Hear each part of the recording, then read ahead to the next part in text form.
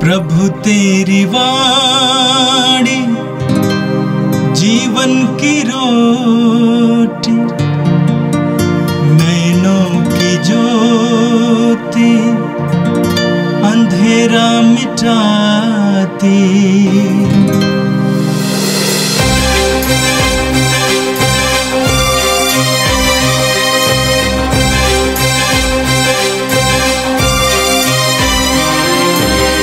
प्रभु तेरी वाणी जीवन की रोटी, नैनों की ज्योति अंधेरा मिटाती। प्रभु तेरी वाणी जीवन की रोटी, नैनों की ज्योति अंधेरा मिटाती। वाणी वाणी वाणी वाणी वाणी पवित्र है, शाश्वत है, जीवन का मन्ना है। 5 सितंबर सोमवार। पहला पाठ कुरिन्थियों के नाम संत पौलुस का पहला पत्र, अध्याय 5, पद संख्याएं 1 से 8 तक। आप लोगों के बीच हो रहे वे विचार की चर्चा चारों ओर फैल गई है। ऐसा वे विचार जो गैर यहूदियों में भी नहीं होता। किसी ने अपने पिता की पत्नी को रख लिया है, तब भी आप घमंड में फूले हुए हैं। आपको शोक मनाना और जिसने यह काम किया उसका बहिष्कार करना चाहिए था। मैं तो शरीर से अनुपस्थित होते हुए भी आत्मा से आप लोगों के बीच हूँ। जिसने यह काम किया मैं उसका न्याय कर चुका हूँ, मानो मैं वास्तव में वहाँ उपस्थित हूँ। और मेरा निर्णय यह है, प्रभु यीशु के नाम पर हम अर्थात आप लोग और मैं आत्मा से एकत्र हो जाएंगे और अपने प्रभु यीशु के अधिकार से उस व्यक्ति को शैतान के हवाले कर देंगे, जिससे उसके शरीर का विनाश हो, किंतु प्रभु के दिन उसकी आत्मा का उद्धार हो। आप लोगों का आत्मसंतोष आपको शोभा नहीं देता। क्या आप यह नहीं जानते कि थोड़ा सा खमीर सारे सने हुए आटे को खमीर कर देता है? आप पुराना खमीर निकालकर शुद्ध हो जाइए, जिससे आप नया सना हुआ आटा बन जाए। आपको बेखमीर रोटी जैसा बनाना चाहिए, क्योंकि हमारा पास्का का मेमना अर्थात मसीह बलि चढ़ाए जा चुके हैं। इसलिए हमें ना तो पुराने खमीर से और ना बुराई और दुष्टता के खमीर से, बल्कि शुद्धता और सच्चाई की बेखमीर रोटी से पर्व मनाना चाहिए। यह प्रभु की वाणी है। संत लूकस के अनुसार पवित्र सुसमाचार अध्याय 6 वाक्य 6 से 11 तक। किसी दूसरे विश्राम के दिन ईसा सभागृह जाकर शिक्षा दे रहे थे। वहां एक मनुष्य था जिसका दायां हाथ सूख गया था। शास्त्री और फरीसी इस बात की ताक में थे कि यदि ईसा विश्राम के दिन किसी को चंगा करें तो हम उन पर दोष लगाएं। ईसा ने उनके विचार जानकर सूखे हाथ वाले से कहा, उठो और बीच में खड़े हो जाओ। वह उठ खड़ा हो गया। ईसा ने उनसे कहा, मैं तुमसे पूछता हूं, विश्राम के दिन भलाई करना उचित है या बुराई, जान बचाना या नष्ट करना? तब उन सबों पर दृष्टि दौड़ाकर उन्होंने उस मनुष्य से कहा, अपना हाथ बढ़ाओ। उसने ऐसा किया और उसका हाथ अच्छा हो गया। वे बहुत क्रुद्ध हो गए और आपस में परामर्श करते रहे कि हम ईसा के विरुद्ध क्या करें। यह प्रभु का दिव्य सुसमाचार है। ख्रिस्त प्रभु की जय। मेरे प्रिय भाई और बहनों, आज हम एक महान संत, हमारे ज़माने के संत मदर तेरेसा का पर्व मनाते हैं। कलकत्ता के संत मदर तेरेसा मेरे लिए मदर तेरेसा तो एक अद्भुत और महान चमत्कार हैं। जब जब मैं उनके जीवन पर, उनके कार्यों पर मनन चिंतन करता हूँ, मुझे बहुत नई नई प्रेरणाएं मिलती हैं और नया उत्साह मिलता है। यही कारण है कि मेरी शिक्षाओं में बार बार मैं मदर तेरेसा को उदाहरण देता हूँ। उनका जन्म 1910 में यूगोस्लाविया में हुआ था। 18 साल की उम्र में उन्होंने अपनी शिक्षाएं समाप्त कर, पढ़ाई समाप्त कर एक धर्म समाज में प्रवेश किया, लोरेतो धर्म समाज में। और एक साल के अंदर 1929 में वे भारत आई और भारत में कोलकाता में 16 साल तक स्कूल में अध्यापन का कार्य किया। इन 16 वर्षों में उन्होंने अच्छी तरह बंगाली सीखी और लोगों के साथ बहुत करीब रहा करती थी, काम किया करती थी, बड़े प्यार से काम किया करती थी। 1946 में जब वे बहुत गंभीर रूप से बीमार पड़ी हुई थी और बीमार होने के बाद विश्राम के लिए वो दार्जिलिंग के लिए जा रही थी, सफ़र कर रही थी, और रेलगाड़ी में उनको प्रभु की आवाज़ सुनाई दी कि मैं प्यासा हूँ। उस आवाज़ में उन्होंने संसार भर के सभी दुखियों, पीड़ितों और विशेष करके समाज से तिरस्कृत लोगों के दर्द को महसूस किया।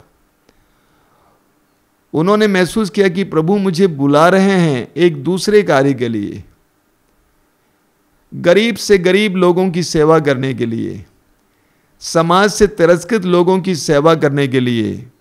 ये 1946 की बात है। 2 वर्ष के अंदर उन्होंने इस पर मनन चिंतन किया और अपने धर्म समाज के अधिकारियों की अनुमति के साथ और कलीसिया के अधिकारियों की अनुमति के साथ अपने धर्म समाज को छोड़ दिया।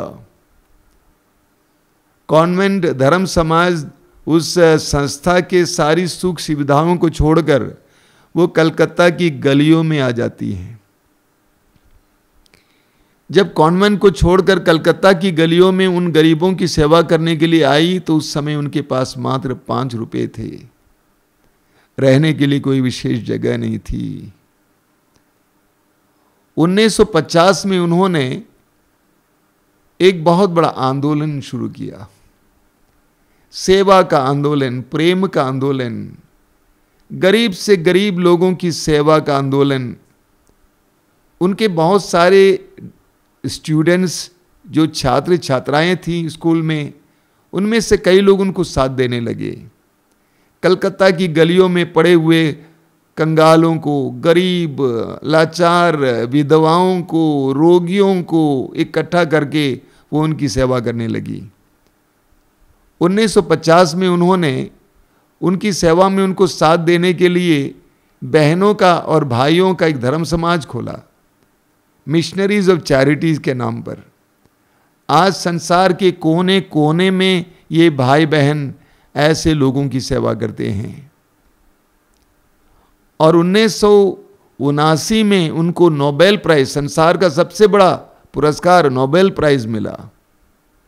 और उसके बाद उनको बहुत सारे इस तरह के पुरस्कार मिलते गए।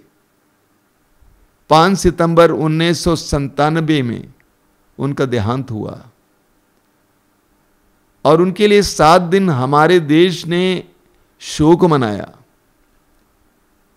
और 13 सितंबर 1997 में उनका दफन हुआ। जितने सम्मान के साथ नेहरू जी का दफन हुआ, गांधी जी का दफन हुआ, उतने ही सम्मान के साथ मदर तेरेसा का दफन हुआ। संसार भर के बड़े बड़े नेता, राष्ट्रीय नेता वहां पर उपस्थित थे। और भारत के उस समय के प्रधानमंत्री I.K. गुजराल जी ने उसका नेतृत्व किया था। मदर तेरेसा जो 5 रुपये लेकर कॉन्वेंट से बाहर निकली थी, संसार की दृष्टि में लोगों के लिए सबसे प्रिय व्यक्ति बनी। पिछले सदी के सबसे लोकप्रिय व्यक्ति मदर तेरेसा थी। और मदर तेरेसा प्रार्थना पर जोर देती थी। उनकी शक्ति थी प्रार्थना। गरीब से गरीब लोगों की सेवा करते हुए उनको यीशु का अनुभव मिलता था। वो कहा करती थी, इन लोगों में मैं यीशु को देखा करती हूं। उन्होंने अपनी बहनों और भाइयों को भी प्रार्थना करना सिखाया और प्रार्थना के जरिए यीशु को अनुभव करने और विशेष करके इन गरीब लाचारों में यीशु को अनुभव करने के लिए प्रेरणा दी। आज भी संसार भर में हजारों की संख्या में मदर तेरेसा की ये बहनें और ये भाई गरीब से गरीब लोगों की सेवा करते हैं और उनके लिए अपने आप को अर्पित करते हैं। मदर तेरेसा सारे मानव समुदाय के लिए एक बहुत बड़ी चुनौती थी।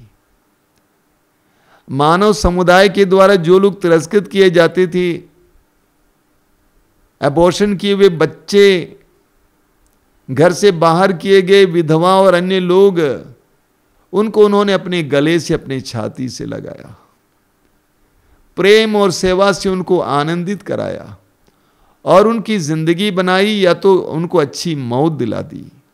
मदर तेरेसा आज संसार भर के लिए एक महान आदर्श है, आध्यात्मिकता के लिए एक महान आदर्श है, समाज सेवा के लिए एक महान आदर्श है, धर्म और धार्मिक विचारों के लिए एक महान आदर्श है।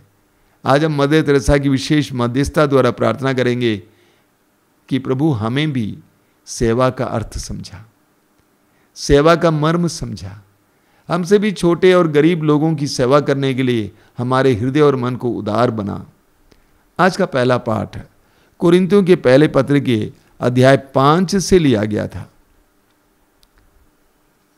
कुरिन्थ की कलीसिया में कुछ पापमय घटनाएं होती हैं, उसके बारे में संत पौलुस कहते हैं कि आप लोगों के बीच हो रहे व्यभिचार की चर्चा चारों ओर फैल गई है। ऐसा व्यभिचार जो गैर यहूदियों में भी नहीं होता। किसी ने अपने पिता की पत्नी को रख लिया है, तब भी आप घमंड में फूले हुए हैं। आपको शोक मनाना और जिसने ये काम किया उसका बहिष्कार करना चाहिए था। कोरिन्थ की कलीसिया में धीरे धीरे बुराइयां पनपने लगी और वचन में अभी आपने सुना कि एक व्यक्ति ने अपने पिता की पत्नी, उस पिता की और भी पत्नियां रही होंगी, पिता की पत्नी को रख लिया है। ऐसा घोर अपराध किया, पाप किया है, तब भी कलीसिया चुपचाप थी।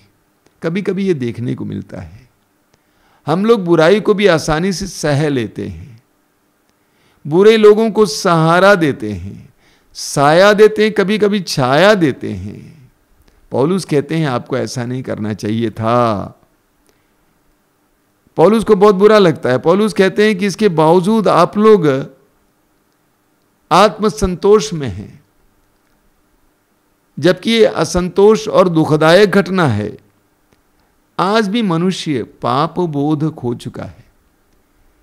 मनुष्य पाप में जीता है, पाप में जीवन जीता है। इसके बावजूद वो इस तरह सामने आता है, सबके अभिनय करता है मानो वो संत है, बुराई को दबा के रखता है, बुराई को साथ देता है। इसके बावजूद वो अपने आप को ईमानदार सिद्ध करने का प्रयास करता है।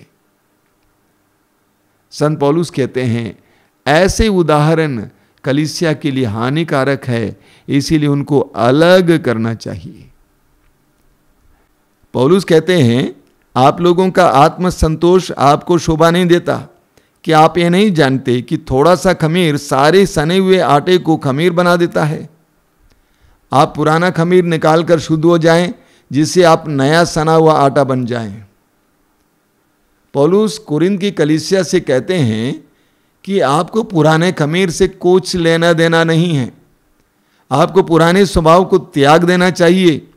एफेसियों के पत्र के अध्याय 4 उसके वाक्य 22 और 23 में 24 तक पौलुस कहते हैं आप लोगों को अपना पहला आचरण और पुराना स्वभाव त्याग देना चाहिए, क्योंकि वह बहकाने वाली दुर्वासनाओं के कारण बिगड़ता जा रहा है। आप लोग पूर्ण रूप से नवीन आध्यात्मिक विचारधारा अपनाएं और एक नवीन स्वभाव धारण करें, जिसकी सृष्टि ईश्वर के अनुसार हुई है और जो धार्मिकता तथा सच्ची पवित्रता में व्यक्त होता है। पौलुस कुरिन्थ की कलीसिया को से आग्रह करते हैं कि इस तरह के लोगों को अपने बीच में से हटा दें। अगर नहीं हटाएंगे तो ये बुराई फैलती जाएगी। कभी कभी हम लोग भी कुछ बुराइयों को के सामने आंख बंद कर देते हैं, कुछ बुराइयों को ढाक देते हैं, छिपा देते हैं, साथ देते हैं, कुछ ऐसे लोगों को साथ देते हैं और इस प्रकार हम बुराई को फैलने से रोकते नहीं बल्कि बुराई को और ज़्यादा फैलने देते हैं। जरा सोचिए, एक ज़माना था जब हम लोग जानते थे समाज के करीब 10% लोग बेईमान थे, लेकिन आज समाज ने इस कदर बेईमानी को बढ़ाया है कि 10% ईमानदार पाना मुश्किल हो गया है। ये इसीलिए हुआ क्योंकि हमने आंखें बंद कर दी, हमने ढाक दिया, हमने शरण दिया, हमने आश्रय दिया बुराई को। पौलुस कहते हैं कलीसिया में ऐसा नहीं होना चाहिए। और आज के सुसमाचार में हमने देखा कि प्रभु यीशु किसी दूसरे विश्राम के दिन सभागृह में जाकर शिक्षा दे रहे थे। वहाँ एक मनुष्य था जिसका दायां हाथ सूख गया था। शास्त्री और फरीसी इस बात की ताक में थे कि यदि ईसा विश्राम के दिन किसी को चंगा करें तो हम उन पर दोष लगाएं। ईसा ने उनके विचार जानकर सूखे हाथ वाले से कहा, उठो और बीच में खड़े हो जाओ। वह उठ खड़ा हो गया और ईसा ने फरीसियों से पूछा, मैं तुमसे पूछता हूं, विश्राम के दिन भलाई करना उचित है या बुराई करना, जान बचाना या नष्ट करना? तब उन सब के सामने प्रभु ने उस व्यक्ति से कहा कि अपना हाथ बढ़ाओ, और उसने हाथ बढ़ाया और वो चंगा हो गया। देखिए, यहूदी धर्म नियमों पर आधारित धर्म है। ईश्वर ने मनुष्य को, यहूदियों को मूसा के द्वारा नियम दिए, बहुत सारे नियम दिए, लेकिन ये नियम इसीलिए दिए गए थे ताकि वे अच्छे जीवन जी सकें। देखिए, यहूदी धर्म नियमों पर आधारित धर्म था। ईश्वर ने इस्राएलियों को मूसा के द्वारा कई नियम दिए। ये नियम क्या के लिए दिए गए थे? ताकि वे एक सुखमय जीवन जी सकें, एक पवित्र जीवन जी सकें, प्रेममय जीवन जी सकें, न्यायपूर्ण जीवन जी सकें, शांतिपूर्ण जीवन जी सकें। उसका आधार प्रेम था, न्याय था, शांति थी। लेकिन यहूदियों ने नियमों की आत्मा को ही गंवा दिया था, उसके मर्म को ही भुला दिया था। प्रभु यीशु ने 10 नियमों को 2 नियमों में समाहित किया और कहा, ईश्वर से प्रेम और मनुष्यों से प्रेम, ये सारे नियमों का निचोड़ है। आज के सुसमाचार में आपने देखा, प्रभु यीशु एक विश्राम के दिवस सभागृह में वचन सुना रहे थे और वहाँ पर कुछ रोगी थे। वे इस ताक में थे कि प्रभु यीशु किसी रोगी को चंगा करें और वे उन पर दोष लगाएं, और ऐसा ही हुआ। प्रभु ने उस सूखे हाथ वाले इंसान से कहा, हाथ बढ़ाओ, और उसने हाथ बढ़ाया और वो चंगा हो गया। उसके बाद प्रभु ने फरीसियों से पूछा, मैं तुमसे पूछता हूं, विश्राम के दिन भलाई करना उचित है या बुराई, जान बचाना या नष्ट करना? प्रभु ने जो 10 नियम दिए, उन नियमों में तीसरा नियम है विश्राम के दिन का पालन करना। क्या तात्पर्य था? सप्ताह में एक दिन ईश्वर के साथ बिताने, भलाई करने के लिए निकालना, स्वार्थपूर्ण कार्यों को दूर रखना, बुराई करना दूर रखना। भलाई करने से विश्राम का दिन रोकता नहीं है, प्रेम करने से विश्राम का दिन रोकता नहीं है, सेवा करने से विश्राम का दिन रोकता नहीं है।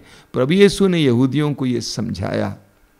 मेरे प्रिय भाई और बहनों, प्रभु के इन पवित्र वचनों के लिए हम धन्यवाद दें और आज विशेष रूप से प्रार्थना करें मदर तेरेसा की मध्यस्थता द्वारा कि हम भलाई की ओर झुकें, सेवा की ओर झुकें, हम दूसरों के बारे में सोचें, दूसरों की भलाई करें जैसे प्रभु यीशु ने किया। आंखें बंद कीजिए, प्रार्थना करें।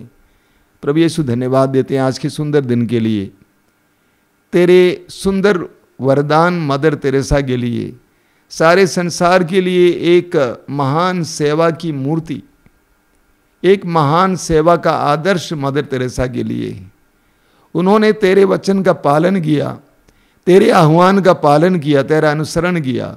हमें भी तेरा अनुसरण करने की कृपा दीजिए, पवित्र जीवन जीने के लिए, सेवापूर्ण जीवन जीने के लिए, दूसरों की भलाई के बारे में सोचने के लिए, विशेष करके जो समाज से तिरस्कृत लोगों के बारे में सोचने के लिए, उनकी सेवा में लगने के लिए, उनकी मदद करने के लिए हमें कृपा दीजिए। प्रभु यीशु इन वचनों को सुनने वाले मेरे भाई बहनों को आशीर्वाद दीजिए। आज का संपूर्ण दिन उनके लिए तेरी आशीष का दिन हो। वे जहाँ कहीं भी जाएं, जो भी करें, वहाँ पर तेरा आशीर्वाद उन्हें प्राप्त हो, तेरी उपस्थिति उन्हें महसूस हो। हमारी इस प्रार्थना को स्वीकार कर, आमीन। प्रभु तेरी वाणी जीवन की रोटी, नैनों की ज्योति अंधेरा मिटाती। वाणी वाणी वाणी वाणी